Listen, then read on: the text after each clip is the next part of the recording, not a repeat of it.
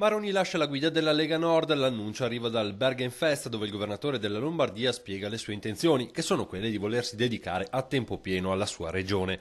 Ma l'occasione è anche buona per lanciare i nomi di coloro che potranno succedergli alla guida del Carroccio. Abbiamo tanti giovani leoni rampanti, bravi, capaci, leghisti.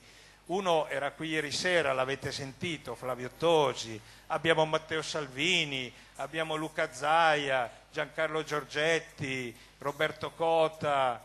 Tosi e Salvini i primi due nomi citati da Maroni e via dietro i cosiddetti giovani, ma già considerati più che esperti, che potrebbero prendere le redini del partito. Si schermisce Luca Zaia facendo intendere che il suo proposito è lo stesso di Maroni, ovvero quello di dedicarsi al 100% all'amministrazione della regione. Il nostro partito non è che ha la successione per linea di sangue e chi vorrà si candiderà, è un privilegio concesso a tutti i militanti. Tra le fila venete della Lega c'è ovviamente la speranza che possa essere proprio un veneto il prossimo segretario. Se lo augura Giuseppe Covre. Maroni ha fatto bene a dedicarsi all'attività amministrativa, dice: io supporto la candidatura di Tosi perché è ora che venga riconosciuto l'apporto dato negli anni dei militanti veneti.